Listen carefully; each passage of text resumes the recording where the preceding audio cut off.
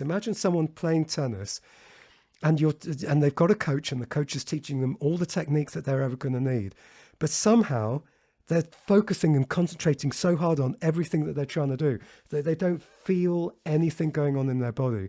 Hopefully, most of you watching are intuitively going to know that all that coaching is going to be wasted if there is not a felt sense of everything that's going on. Imagine someone playing tennis who literally is not feeling what they're doing, but is trying to take on board all the things the coach has said and move everything in the correct ways. It's never going to happen. Why would the piano be any different? And yet most people come to it like a thing that is a very abstract intellectual thing, and it's not. It's a physical thing like playing tennis, Anyways, hello, welcome to the Heart of the Piano YouTube channel. I'm Bob Rose.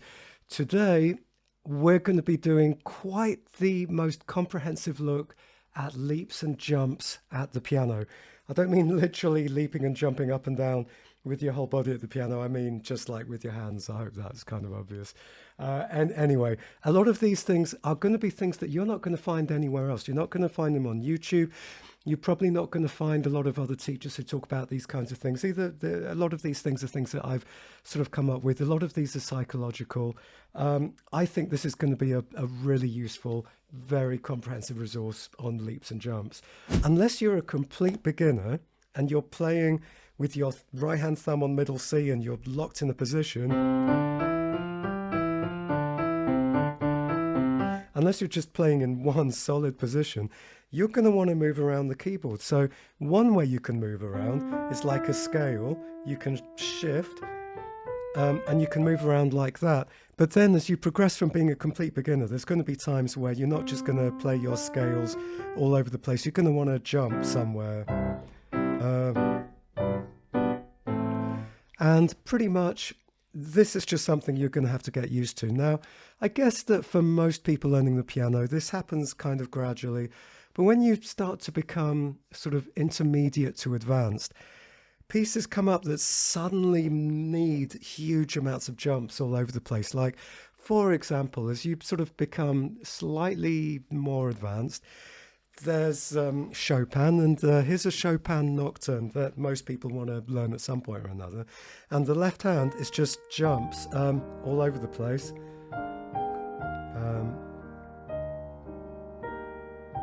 So, you've got these left hand notes. You have to jump up here, little jump, big jump, big jump, big jump, and so on and so on. And,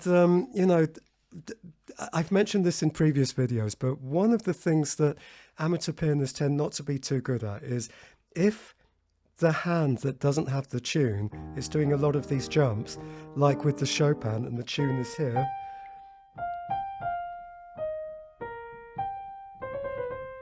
Incidentally, this is the Chopin Nocturne, Opus 9, number 2 in E flat. So the right hand, it's really simple. You barely really need to think about it. So what most people do is they'll stare at the left hand with these big jumps.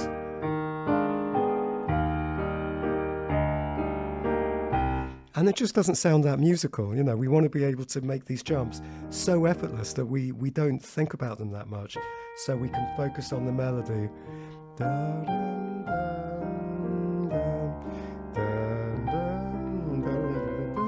And most of my focus there is on the right hand because that's the thing that needs to sing. That's the melody. So, as we go through this video, I'm going to give you all these kinds of tips on how you do that. So you don't sound like one of these people just working so hard at, getting all these jumps. We don't want to sound like that. And then another slightly more advanced thing that I know a lot of students want to do, for example, people tend to like doing ragtime and blues and all that kind of stuff. So for example, I recently did a video on the new ABRSM syllabus. I did a performance starting in 2025. They're including the Scott Joplin Maple Leaf Rag. Here's a very brief clip of me playing that.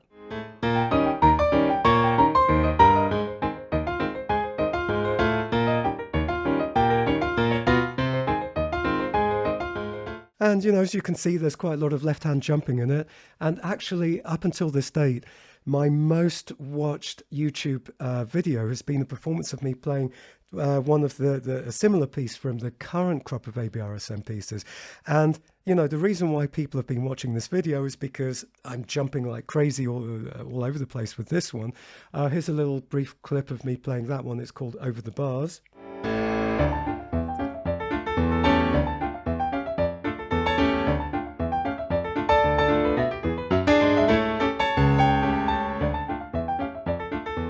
And so, you know, if you want to start playing this kind of advanced repertoire, it's very useful to get on top of being able to do all these jumps. Now, just to tell you a little bit about my background, basically, it's only been relatively recently in my life that I've been taking the piano very seriously, like more seriously. Now, when I was younger, yeah, I was kind of, you know, what you'd call talented. I basically didn't really have to practice a lot. You know, I think people thought I was pretty good. I was very lazy. I just did not practice. When I went to university to do my music degree, I wasn't even doing piano. I went to study composition. It's only because I had a really, really good piano teacher that I sort of really started to love and, you know, get into piano more. Now, you know, I was always pretty good. I didn't have to work at it.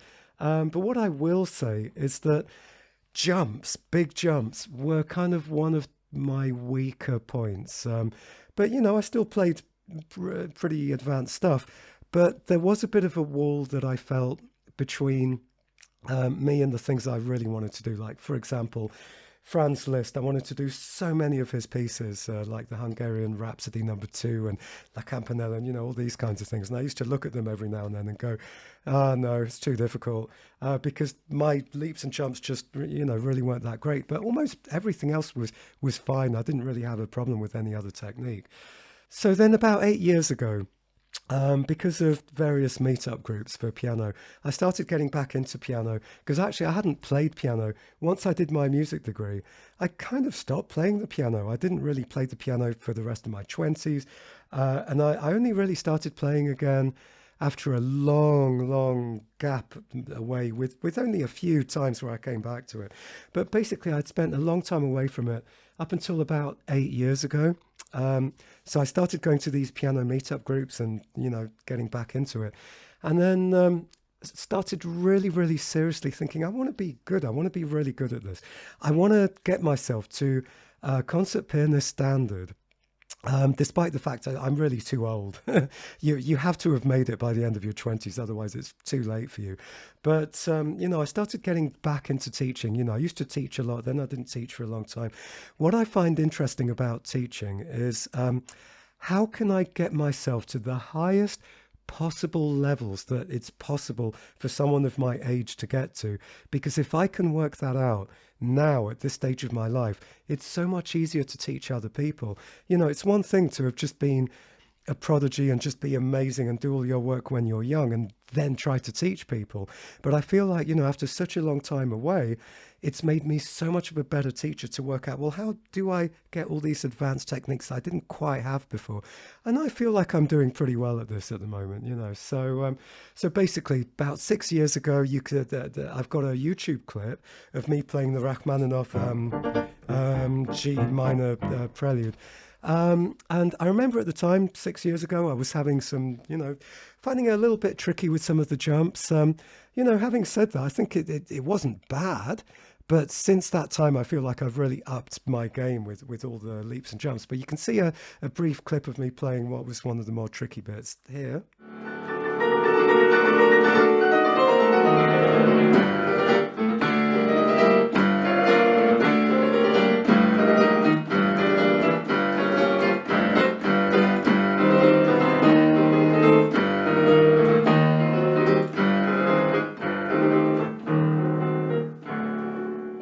And by the way, there's going to be links in the description below if you want to see more of all the clips of those YouTube videos that I've taken this from. But anyway, you know, that was me 6 years ago. And then a couple of years ago during lockdown, I wanted to really, really nail how to do these advanced jumps. So I decided that I really, really wanted to learn the Rachmaninoff Little Red Riding Hood Etude Tableau, which for me was really sort of well out of my comfort zone, one of the hardest things. Now, just to make absolutely clear, because these kinds of jumps are kind of one of my weaker points, still at this point in my life, and at this, even a few years ago, there was almost nothing that I couldn't learn given about 30 days. And at the moment, I've been uploading loads of videos of me doing stuff for the fellowship diploma, including the Rachmaninoff Second Sonata Original Edition, which is kind of, acknowledged to be one of the most difficult pieces in the whole piano repertoire. I would say that each movement of that took me about more or less 30 to 40 days to learn from scratch and memorize. There was something about the Little Red Riding Hood Etude Tableau that just somehow seemed to be harder than anything that I'd come across before. So what I did during lockdown, I made videos of me learning it from scratch every single day. And I'd basically put the video on and then play because I wanted to show people how I learned something that's difficult. So that took me 40 days basically to get it from scratch to this kind of standard with these jumps.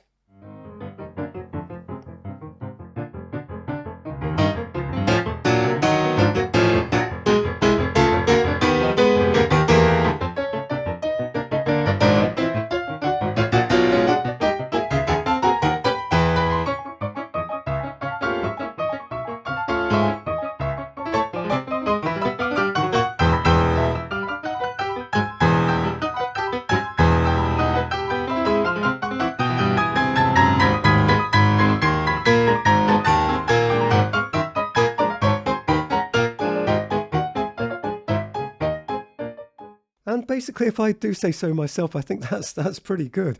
Bearing in mind that most professionals don't play it that fast, and the concert pianists who do play it that fast, it's very rare that they can play it flawlessly.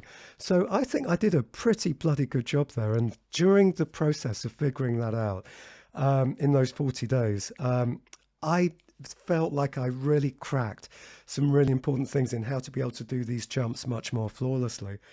So at some point, I'm going to be putting up more videos of me explaining to the camera how I went about learning that Rachmaninoff etude, the etude tableau.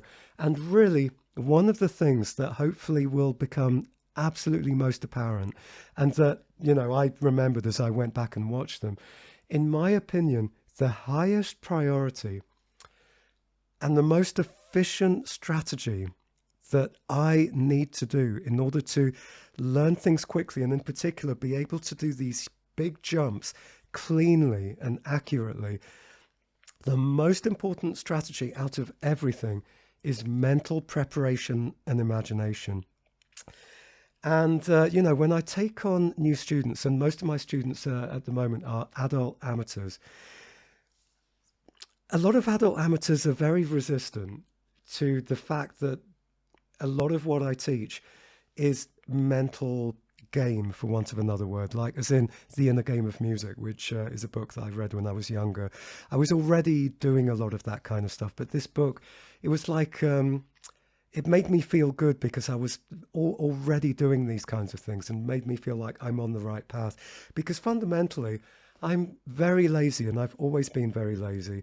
And so what I figured out when I was young is if my psychology is good, I can learn something with the absolute minimum effort and just about have learnt it, and then be able to perform it with huge pressure, playing competitions, playing exams, and be absolutely fine because I've mastered the mental game of how you play at your best under pressure, even if you really haven't prepared that much. So that's something I've always been interested in. But then on the other side, like getting away from just doing the bare minimum and being able to play at your best, what this means is that if you want to be really, really good and you want to play at the highest possible levels, this is peak performance stuff. This is how you play really, really well. But also, it helps you to play musically. And who wants everything to feel so difficult when there are ways to make it all feel easier? And so, one of the things that I come up with over and over again is that good technique is the laziest way to get the sound that you want. I'll say this over and over again. And so a lot of that being lazy, it's about having the good psychology, because if we are mentally tense, our body is tense. Because really, the more that I learn about life and about myself and my mind and spirituality, for want of a better word, just what it means to be a human being. The body is the mind is the body. You can't separate them. If my body is tense, my mind is tense. So basically, mental preparation and imagination, that's, I'm going to spend a while just covering various things in this section. You can, I'm going to leave in the description below, all the timestamps for the different areas. I know that most people watching this video, they're just going to want the nitty gritty. They're going to want to know, what do I do with my hands? What do I do with my wrist? How do I actually make all this happen? Don't give me this airy-fairy, woo-woo stuff. But, I've got to tell you, in my opinion, in my experience, this is the most important part of this video. These are the most important things to know, because if you master this, you might not even need all the other technical stuff. But obviously, I do teach the technical stuff. I teach all the nitty-gritty stuff. But it's pointless if your mental preparation and imagination isn't working for you. And also, most people are resistant to these kinds of things, but most of the students who I teach, a lot of the way that I teach is like coaching. And I show people during the lesson, I show them how to access these different mental states and how we use our mind in different ways. And there are huge eureka moments, huge like, oh my God, I had no idea I could play like this. And, it takes a while. It does take time. And very often I show them in every lesson. It's like, wow. And then they go away, find it difficult, if not impossible, to figure out how to get that back during the week. But over time, I break it down and I show them how to do this. But, one reason why I think a lot of people might be resistant to this is because we as adults want to do things that we know we're good at. If we feel like we're not good at it, we go, oh, I don't want to do it. And so all this mental stuff can threaten a lot of people, because we go, oh, I can't do it. This is something I'm not good at. So let me figure out what to do with my hands so that at least I know I'm good at that. All I'm going to say is that, as with anything, if you just practice it a little bit each day, even if you think that these mental things are things that you're just not going to be good at, just little bits of practice each day, 5 minutes, 10 minutes, after a week, a couple of weeks, you will start to see a difference. It's like meditation, and it has so much in common with meditation. There's a lot of overlap, and there's so many academic studies into meditation that shows with 10 minutes of meditation every day, after about a month, there are physical changes to the brain. There are measurable changes to the brain. There are measurable changes to cognition and all kinds of stuff. So, there's a reason why people practice meditation. And if you do similar kinds of stuff to the stuff that I'm going to talk about with these jumps, with mental preparation and imagination, it really is going to make all the difference. So the number one most helpful thing to do with mental preparation and imagination, it's linked to the concept of imagination, and the word is audiation. So audiation is like what visualization is to imagining. So visualization is like you close your eyes and you can see visual things in your imagination. Audiation is like the same thing but with sound. So if I can close my eyes and imagine sound. I mean, I don't have to close my eyes, but it's sort of easier. Most people find it easier to imagine the sound of stuff if they close their eyes. So let's say I want to imagine this Chopin nocturne. I think I don't have perfect pitch, but I'm pretty sure that from earlier I can still hear da da da da da da da. Yeah. I've still got the right pitch in my mind, because I can hear just so clearly what it would have felt like to turn around, put my fingers on the keys and play, and I hear it in my head.